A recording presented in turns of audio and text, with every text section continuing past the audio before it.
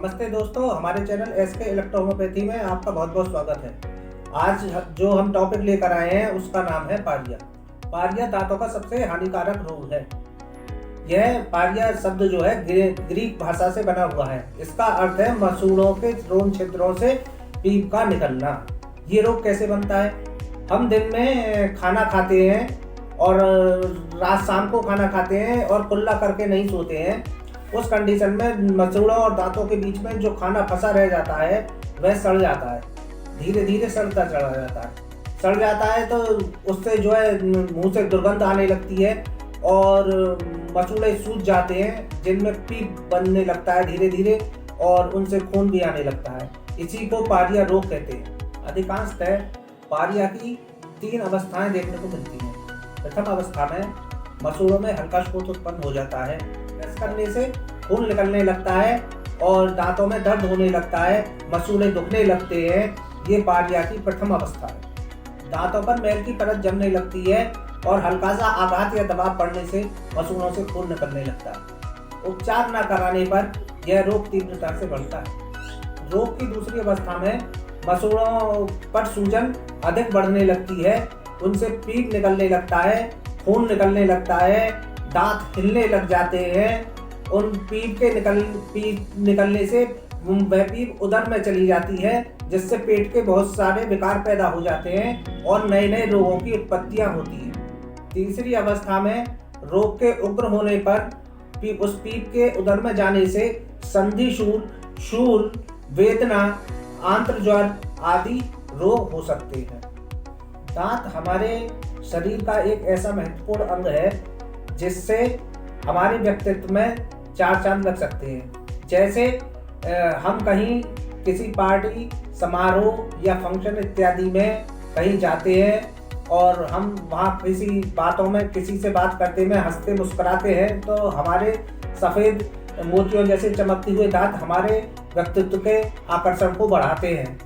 और अगर हमारे मुंह से पारिया के कारण या दंतशूल के कारण दुर्गंध आना शुरू हो जाती है तो हम किसी व्यक्ति के पास बैठकर उससे बातें भी नहीं कर सकते, क्योंकि इससे अप्रिय हमारे लिए कुछ भी नहीं है। दांतों की देखभाल करने के लिए हमें दांतों को सड़न से बचाने के लिए सबसे पहले ये करना होगा कि हमें रोज सुबह उठकर ब्रश से दांतों को अच्छी तरह साफ करें और रात को सोते समय दांतों को अच्छी तरह साफ करके और कुल्ला करके सोएं। दूसरा, हम ये भी कर सकते हैं कि दंत खोदने की सहायता से दांतों में खाना खाने के बाद दांतों में फंसे हुए अन्न कणों को निकालकर और कुल्ला करके उनको साफ करके और हम आराम से सो सकते हैं। दांतों के लिए protein, calcium, vitamin A, vitamin D और विटामिन सी बहुत ही आवश्यक है।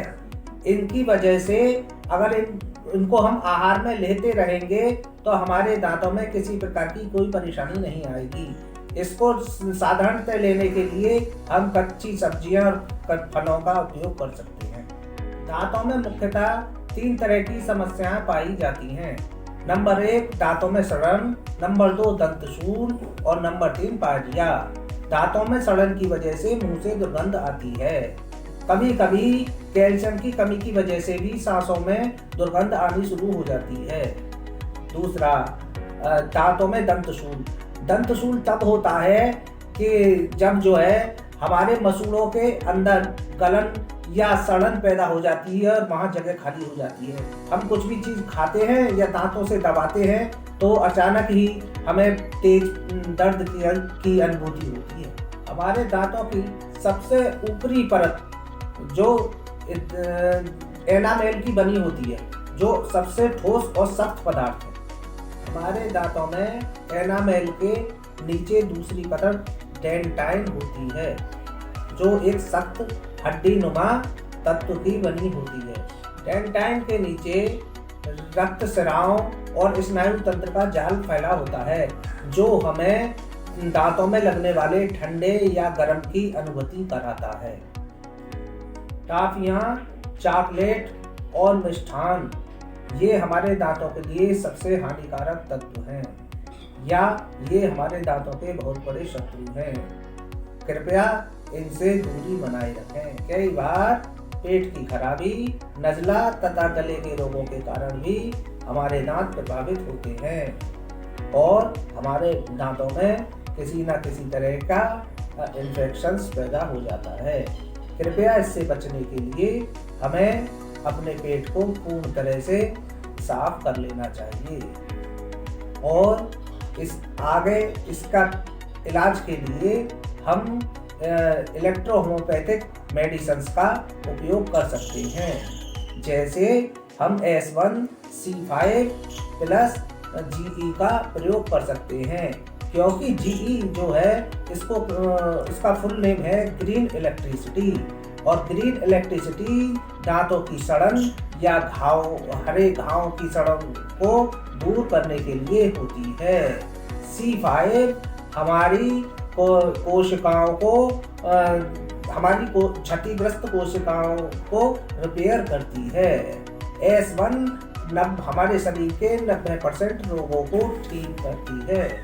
अगर मसूड़ा सूजा हुआ है या ज़्यादा फूला हुआ है तो उसको ठीक करने के लिए हम S1, S5, WE, GE आदि का उपयोग कर सकते हैं। WE को वाइट इलेक्ट्रिसिटी कहते हैं।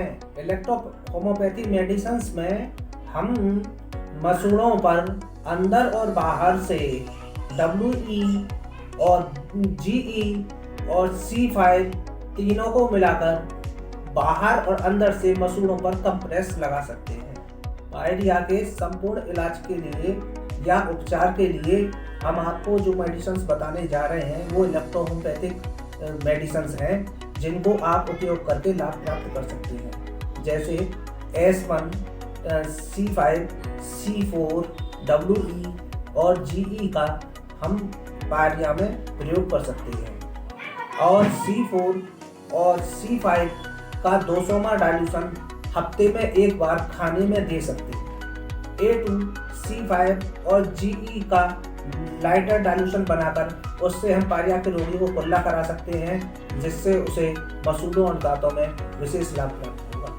GE अर्थात ग्रीन इलेक्ट्रिसिटी की 1 या 2 बूंद दिन में 2 बार रोगी को पिलानी चाहिए। इस प्रकार हमने जाना कि इलेक्ट्रोहोम्योपैथिक विधि से पायरिया का उपचार किस प्रकार संभव हो सकता है। अधिक जानकारी के लिए आप जो है अपने नज़दीकी किसी इलेक्ट्रोहोम्योपैथिक चिकित्सक की सलाह जरूर लें। हमारी आगे की वीडियो देखने के लिए हमारे चैनल को सब्सक्राइब करें और घंटी को प्रेस करें या दबाएं, जिससे हमारी आने वाली आगे की वीडियो आप देख सकें और उसका लाभ उठा सकें। धन्यवाद।